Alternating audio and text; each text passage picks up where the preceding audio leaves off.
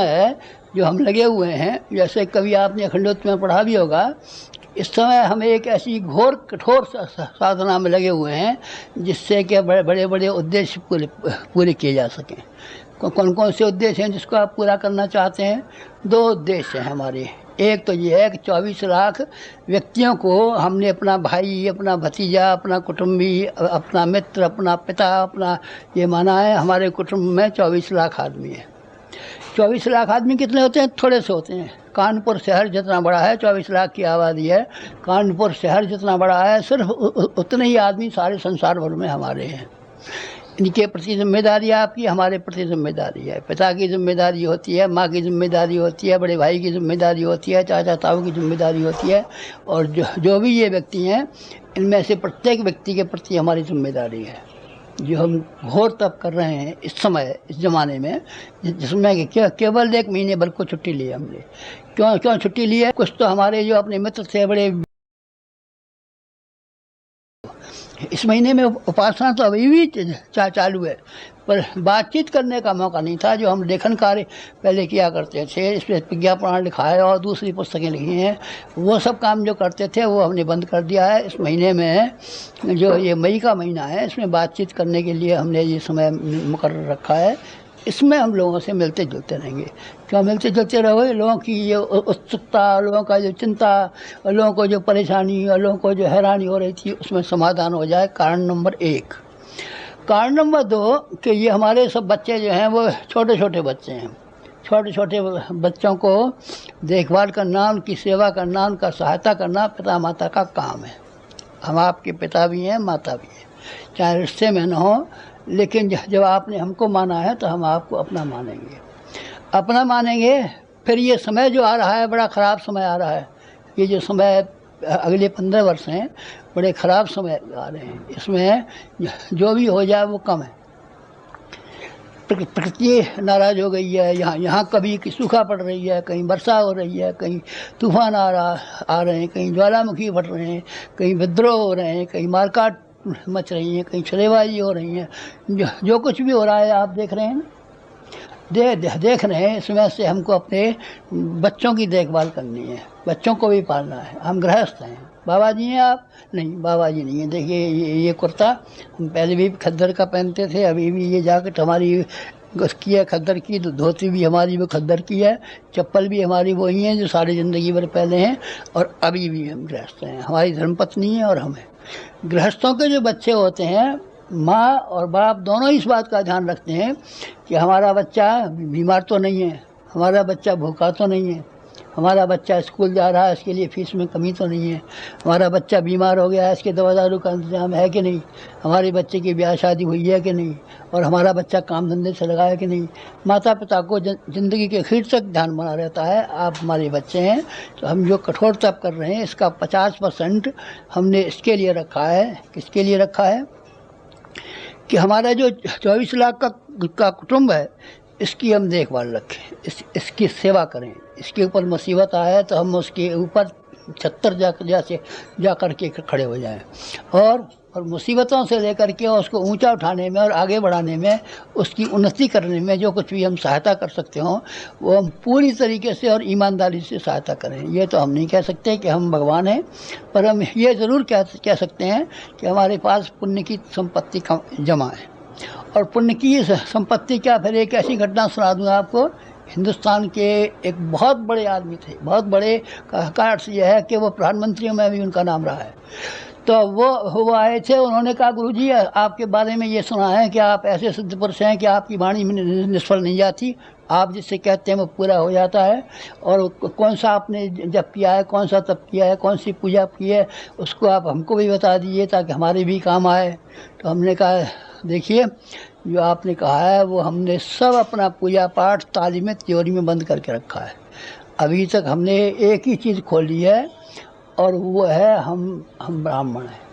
ब्राह्मण होने के नाते हमने जैसा ब्राह्मण को होना चाहिए, वाणी से जैसा होना चाहिए, वचन से जैसा होना चाहिए, चरित्र से जैसा होना चाहिए, चिंतन से जैसा होना चाहिए, व्यवहार से जैसा होना चाहिए, वो सारे के सारे ब्राह्मण के गुण हमने हैं। और जो कुछ भी आपको सिद्धि और चमत्कार दिखाई पड़ते हैं, ये सब उसके हमारे ब्राह्मणत्व के हैं, पूजा के, उपासना के, जप के, तप के रखे हुए हैं। तो हमारा ब्राह्मणत्व अभी भी है, ब्राह्मणत्व को अभी भी हम बढ़ा रहे हैं, तीव्र कर रहे हैं। उसको हम अपने 24 लाख गायत्री परिवार में से हर एक आदमी को ये विश्वास दिलाते हैं कि हम आपकी सेवा करेंगे, हम जब तक जिंदा हैं सहायता करेंगे, हम आपको ऊंचा उठाएंगे, हम आपको आगे बढ़ाएंगे, हम आपके दुख में हिस्सा बटाएंगे, हम आपके सुख को उन्नतशील बनाएंगे। ये काम हमारा बराबर जारी रहेगा। ये अपने कर्तव्य और जिम्मेदारी से हम कभी भी पीछे हटने वाले नहीं हैं। इसके लिए हम तप करते हैं। एक और किसके लिए करते हैं? और एक और बात है, ये 50% अपना जो आजकल का हमारा तप है और सारे जीवन का जो हमारा तप है, उसमें से 50% हमने गायत्री परिवार के लोगों के लिए सुख और दुख में शामिल होने के लिए, सब बात के लिए सुरक्षित रखा है। और 50% जो हमारा तप है वो हमने इसलिए रखा है कि आपको शायद मालूम हो, एक बार पानी की ऐसी कमी पड़ी थी कि कहीं पानी नहीं था, सब पेड़ सूख गए थे, पौधे सूख गए थे, जानवर प्यासे मर रहे थे, आदमी प्यासे मर रहे थे, ज़मीन हाहाकार मच रही थी। तो एक व्यक्ति था और वो व्यक्ति हिमालय पर गया और तप करने लगा। क्या नाम था उसका? भागीरथ। भागीरथ ने क्या काम किया कि गंगा जी यहाँ तो पृथ्वी पर थी नहीं, स्वर्ग में रहती थी, और उनको इस बात के लिए मजबूर कर दिया कि आप ज़मीन पर आइए और ज़मीन पर रहिए और ज़मीन वालों को पानी का इंतजाम कीजिए। गंगा को झक मार करके ज़मीन पर आना पड़ा और सब जगह पानी भरना पड़ा। आपके कुएं में पानी निकलता, कुएं का पानी है, वो कुएं का पानी नहीं है, वास्तव में वो नदियों का पानी है। नदियों को मिट्टी पी जाती है और उसी को कुएं में से हम निकाल देते हैं। तालाबों में जो पानी आपको मिलता है, अमुक पानी मिलता है, ये सब उसी का पानी है। ये इस तरह का था तब। एक हमको उस स्टैंडर्ड का तप करना पड़ रहा है, उस स्तर का तप कर रहे हैं। छोटा सा कर रहे हैं आप, गेहूँ नहीं खाते, ये खाते हैं, फलों का रस पीते हैं। अरे फलों का रस बेटा हमारे बाप दादा ने नहीं देखा, हमारे बाप दादी भी जौ और गेहूँ की रोटी खाते थे, और वही हम भी खाते हैं, दाल रोटी खाते हैं, अब तक खिचड़ी खाते हैं। नहीं, आप तो फलों का रस पीते होंगे, और संत महात्मा तो फलों का रस पीते हैं और ये करते हैं। संत महात्मा थोड़ी, हम तो गृहस्थ हैं। तो इस तरीके से 50% अपना तप हमने उसके लिए रखा है, जैसे कि भागीरथ ने अपना तप रखा था। एक और तप है हमारा। वो कौन सा तप है? वो एक ऋषि थे, उनका दधीच नाम था। उन्होंने अपना सारे का सारा जो था तप इकट्ठा कर रखा था, और इकट्ठा करके फिर वो आया इंद्र। उन्होंने कहा आप हड्डियाँ हमको दे दीजिए, वज्र बनाएंगे, ये वृत्तासुर मरता नहीं है, इसके लिए चाहिए। तो आजकल ऐसी मुसीबत आ रही है, प्रकृति नाराज़ हो रही है, एटम बमों के युद्धों की तैयारियाँ हो रही हैं, अमुक की तैयारियाँ हो रही हैं, सब ओर से जहर। आप देखेंगे तो आपको नंगी तलवार अपने सर के ऊपर टंगी हुई दिखाई पड़ेगी। उस नंगी तलवार से का मुकाबला करने के लिए अपनी हड्डियों को हम उसका दधीच जैसा मजबूत बना रहे हैं, तपस्वी बना रहे हैं, कड़ा बना रहे हैं, कठोर बना रहे हैं। इस काम के लिए हमको पहले भी ज़िंदगी भर में जैसे हमसे बना है 24 लाख के अनुष्ठान किए, लेकिन इस समय तो हमने इतना किया कि चरम सीमा पर आ गया है। उसमें 50% हमारा तब उस काम के लिए है कि दुनिया में समस्याओं का अखेर हो रहा है, महायुद्ध सर पर मंडरा रहा है, भुखमरी सर पर मंडरा रही है, बच्चे ज़्यादा पैदा होते जा रहे हैं, खाद्य पदार्थ दुनिया में कम पड़ता जाता है, स्कूलों में जगह कम पड़ती जाती है, रेलगाड़ियों में जगह कम पड़ती जाती है, बच्चे ज़्यादा पैदा होते जाते हैं। उसका भी अंधाधुंध कोई ऐसा समस्या है कि इसके मारे क्या कहे। गरीबी को आप देखते हैं, महंगाई को आप देखते हैं, क्या भाव बिकता है गेहूँ, क्या भाव बिकती हैं चीज़ें, आपने देखी हैं कि कितनी सारी महंगाई है और कितनी सारी लोगों की मुसीबतें हैं। कलह कितने हैं घर घर में, भाई के भी भीतर कलह है, तंगी में कलह है, हर जगह कलह है। तो ये इसको संसार के लिए, सारे विश्व के लिए, सारे भारतवर्ष के लिए, 500 करोड़ मनुष्यों के लिए अपना हमने तप सीमित करके रखा है। फिर ये तो हम कर रहे हैं, फिर थोड़ा आपको भी करना चाहिए। अगर आप थोड़ा सा सहयोग नहीं करेंगे तो गलत बात है। माँ होती है, छोटी सी बच्ची होती है, उस बच्ची से कहती है बेटी वो गिलास उठा के ले आना, बेटा होता है उससे कहते हैं बेटा फलाना काम कर लाना, तो थोड़ा सा काम हम भी इस समय में खास तौर से चाहेंगे। और आपसे निवेदन करेंगे कि आप वो जो निवेदन किया हुआ काम है उसको आप किसी न किसी प्रकार से पूरी करें और थोड़ी सी हिम्मत बांधें और थोड़ा सा उसमें सहयोग करें तो मज़ा आ जाए। क्या है, अब हमने ये अपनी 75वीं जन्म जयंती के समय पर संकल्प किया है, वो हमारा नहीं है बल्कि अपने कुटुंबियों का है। कुटुंबियों के बलबूते पर संकल्प किया है। एक संकल्प हमने ये किया है कि 1 लाख प्रचारक बनाएंगे। भगवान बुद्ध ने भी अपने जीवन में 1 लाख प्रचारक बनाए थे और गांधी जी के जेल के सत्याग्रहियों के बारे में भी मैंने सुना है कि 1 लाख के करीब वो आदमी थे। 1 लाख ही ठीक हमको बनाने हैं, क्योंकि हिंदुस्तान में 7 लाख गांव हैं। एक हमारा धर्म प्रचारक 7 गांवों की सेवा करने के लिए जाए तो कहीं एक गांव का हिस्सा आवे। 1 लाख का हमने संकल्प किया है कि प्रज्ञा प्रशिक्षण में काम आना चाहिए। ये काम आपको करना है। कैसे करना है, ये अखंड ज्योति में हमने विस्तार पूर्वक छापा है। आपको उसको हम संक्षेप में बताए दे रहे हैं। क्या बताए दे रहे हैं, एक तो ये बता रहे हैं कि एक अपने डिवीज़न में से एक कोई ऐसा लड़का भेजिए जो हमारे यहाँ जो ये प्रज्ञा शिविर चल रहे हैं, युग शिल्पी शिविर चल रहे हैं, इनमें 1 महीने की ट्रेनिंग लेकर के जाए और अपने गांव में स्कूल चलाए। अपने क्षेत्र के जो आदमी हैं, सब आदमी कहाँ तक आएंगे, इतना किराया कहाँ से लाएंगे या इतना काम कहाँ से अर्ज करेंगे। तो अपना काम अर्ज न करते हुए भी और वहीं रहते हुए भी उसका शिक्षण चलाए। कहने का अर्थ यह है कि 1 लाख अध्यापक वो अपने आदमियों को पढ़ावें तो कितनी संख्या हो जाएगी।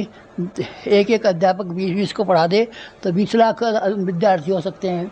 ये हमारा विद्यालय है, इसको हमने प्रज्ञा प्रशिक्षण ये कहा है। विश्वविद्यालय, कई विश्वविद्यालय भी कह देते हैं, पर विश्वविद्यालय से इसका कोई रजिस्ट्रेशन नहीं है, इसलिए विश्वविद्यालय कहिए या जो आपका मन, आप इसको पाठशाला कहिए, कुछ कहिए।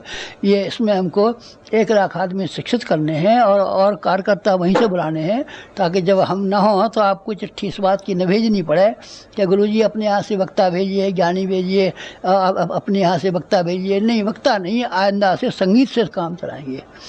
मीराबाई ने संगीत से काम चलाया था, कबीर ने संगीत से काम चलाया था, सूरदास ने संगीत से काम चलाया था, तुलसीदास ने संगीत से काम चलाया था, नामदेव ने संगीत से चलाया था। अब हमारा मिशन पूरा संगीत परक हो गया है। जो कुछ भी शिक्षण करेंगे हम व्याख्यानों से नहीं करेंगे बल्कि संगीत से करेंगे। तो संगीत का शिक्षण करने का हमारे यहाँ का इंतजाम है। संगीत भी सिखाते हैं, व्याख्यान भी सिखाते हैं और यज्ञ को हम जीवित रखेंगे। यज्ञ को फिजूल खर्ची का माध्यम और लोगों का चंदा करके हड़प जाने का माध्यम नहीं बनाएंगे। लोगों ने एक धंधा पकड़ लिया। यज्ञ माने धंधा। जो आदमी बड़े यज्ञ की खबर लेके आया है तो आप ये मानना कि ये कोई धंधेखोर आदमी आया है और धंधे के लिए ये स्वांग बना रहा है। हमने ये कहा है कि 5 कुंड का बनाइए, छोटी सी वेदी बना लीजिए। छोटी सी वेदी के ऊपर आपके पास कुछ सामान न हो तो केवल संविधाओं की आहुति दे दीजिए। संविधाओं से ज़्यादा नहीं, संविधाओं से तो हम ज़्यादा खर्च कर सकते हैं, तो थोड़ा सा गुड़ ले लीजिए, घी ले लीजिए, दोनों को मिला दीजिए, बेर की बराबर गोलियां बना दीजिए, उसकी आहुति कर दीजिए। 1-2 रुपये का यज्ञ है ये, 10-20 रुपये का यज्ञ नहीं है, 100-200 का नहीं है, 1000-2000 का नहीं है, 1,00,000-2 लाख नहीं है, सेठों का यज्ञ नहीं है, साहूकारों का यज्ञ नहीं है, ब्लैक से धन कमाने वालों का यज्ञ नहीं है। आप अपने बच्चे को थोड़ा कम देना गुड़, ज़रा सा गुड़ हमको दे दीजिए, गुड़ में थोड़ा सा घी ला करके आहुति दे देंगे। शक्कर का और आहुति का ये 1 लाख कुंड का यज्ञ हमने दिया है। ये गांव-गांव में होगा। 5 कुंड से ज़्यादा बड़ा कहीं नहीं होगा। 100 कुंड का होगा। गुरुजी हमने आपसे पाठशाला आए थे और चिट्ठी लिखी थी, एक दिन नहीं, हम नहीं देंगे आज्ञा। 100 कुंड का इस महंगाई के ज़माने में घी जलाने के लिए, आटा जलाने के लिए, शक्कर जलाने के लिए, अमुक चीज़ जलाने के लिए हम किसी को आज्ञा नहीं देंगे, कभी नहीं देंगे। जो था वो हमने कर लिया। अब इससे आगे कोई आप मांगेंगे हीरक जयंती पर, 20 आदमी ने कहा था हम 100 कुंड ये करेंगे, निकल नहीं। उन्होंने कहा 100 कुंड ये करने की हमारी इच्छा है और हमें मालूम पड़ता है हमारे गुरुजी की जन्म जयंती, वो हीरक जयंती है, इस पर हमको बड़ा आयोजन करना चाहिए। नहीं, हमने हर एक को मना कर दिया, 2 टूक मना कर दिया, टोटक मना कर दिया। तो जो कोई कर रहा हो, 100 कुंडी के कर रहा हो, 1000 कुंडी ये कर रहा हो, 1,00,000 कुंडी ये कर रहा हो, तो उन्होंने कहा गुरुजी से 100 कोस दूर हैं और गुरुजी की आज्ञा के, गुरुजी की इच्छा के, गुरुजी की मर्यादा के बिल्कुल खिलाफ। आप केवल मिट्टी की छोटी सी वेदी बना लीजिए और यज्ञशाला कैसे बनावे? बांस के 4 पाए खड़े करके चारों ओर से बांध करके, ये जो पन्नी आती है चमचम करने वाली, वो चमचम करने वाली पन्नी को ऐसे बना करके मंडप नुमा, जैसे ब्याह शादी में बन जाते हैं, ऐसा बना लीजिए और उसमें 5 कन्याएं बिठा दीजिए। कन्याओं को हम यहाँ भी बिठाते हैं, कन्याओं का पुण्य ज़्यादा होता है। छोटा सा हवन कर लीजिए, 5 कुंड का हवन कर लीजिए, 1-2 रुपये का खर्चा है, ज़्यादा कोई खर्चा नहीं है इसमें। तो ये किस तरीके से होगा? एक तो है जन्मदिन बनेगा, एक आदमी गाती परिवार का एक भी ऐसा न बचे जो अपने आप को ये कहे कि हमारा जन्मदिन इस साल नहीं मना। इस साल आपका जन्मदिन मनेगा तो 1 लाख भी कार्यकर्ता हम माने अपने मुख्य कार्यकर्ता, वैसे तो 24 लाख हैं, मुख्य कार्यकर्ता 1 लाख माने और 1 कुंड का हवन करें और अपनी जन्म जयंती के दिन हवन करें, तो वो 1 लाख हो गया हमारा संकल्प पूरा, अपने जन्मदिन मना लिया। नहीं तो फिर कुछ और करें, फिर और कर लो। चलो, पूर्णमासी है, अमावस्या है, एकादशी है, इनमें से महीने भर में एक दिन 5 कुंड का हवन कर लो। और जो प्रज्ञा प्रशिक्षण में जिन लोगों ने संगीत सीखा है, जिन लोगों ने भाषण सीखे हैं, जिन लोगों ने हमारा मिशन सीखा है, उनको कुछ कहने का मौका दो, उनको स्टेज मिल जाएगा। इस तरीके से जो 1000 कुंडी यज्ञ है वो इसी तरह का है। एक और हमारा संकल्प है, और वो संकल्प ये है कि जा कर के 24 लाख हम पेड़ लगाएंगे। 24 लाख हमारे जो शिष्य हैं, हर एक को पेड़ लगाना चाहिए। यज्ञ का जितना पुण्य है, पेड़ लगाने का उतना ही पुण्य है।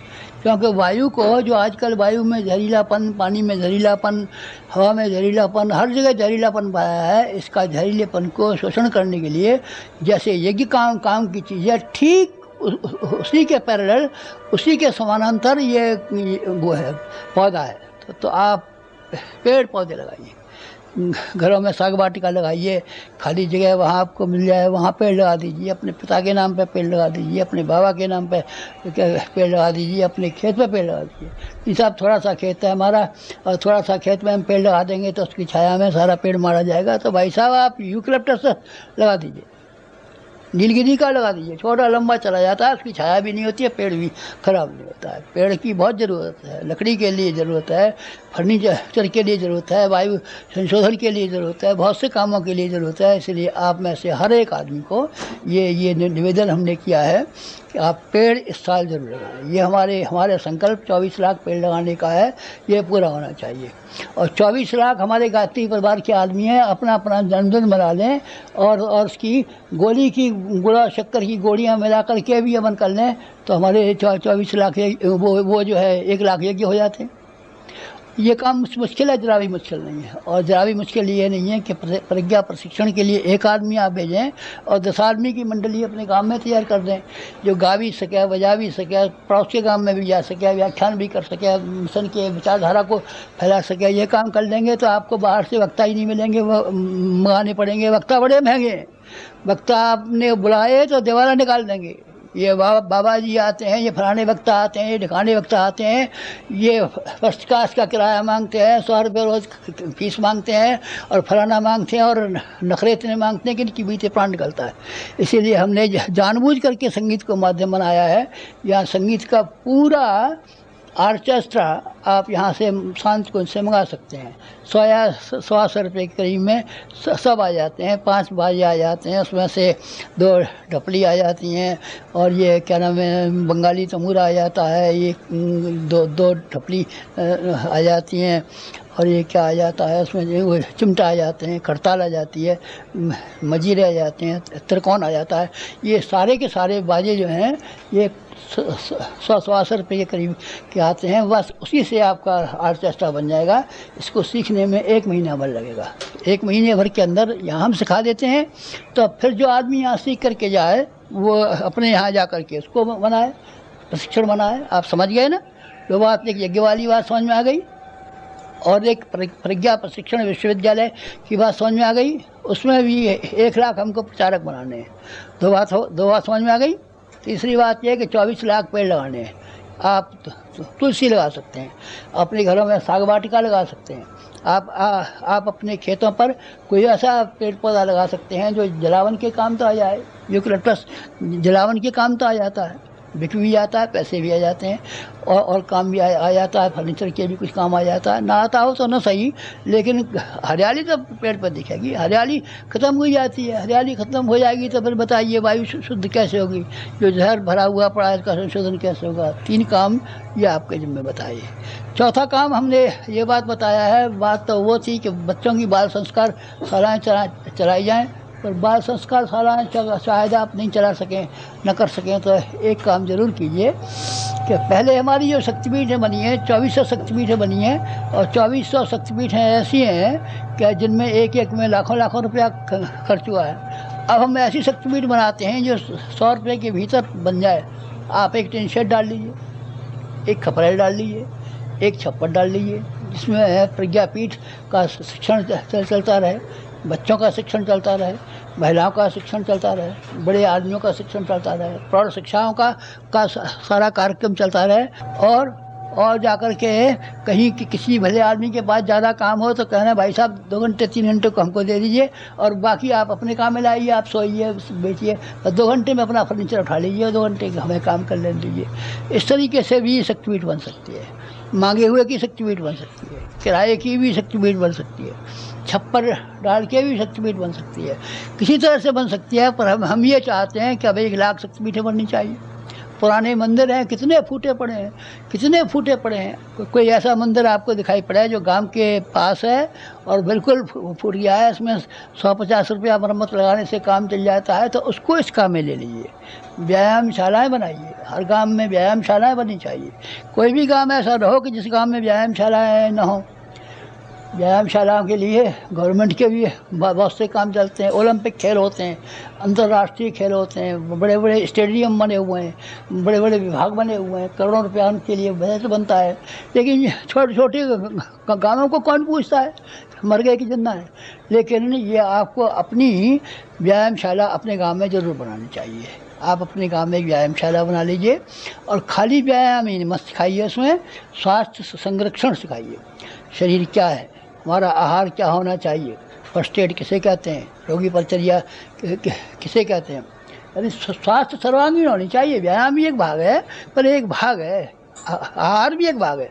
नहीं, आहार हम नहीं बताएंगे, हम तो कसरत करना बताएंगे। नहीं, वैसी व्यायामशाला के पक्ष में हम नहीं है। नाम भले से व्यायामशाला रखिए, स्वास्थ्य के केंद्र रखिए, पर रखिए ज़रूर। ये काम आपको करना चाहिए।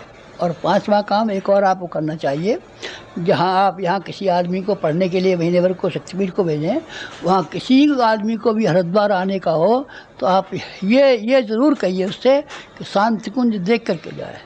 तीर्थ कैसे हो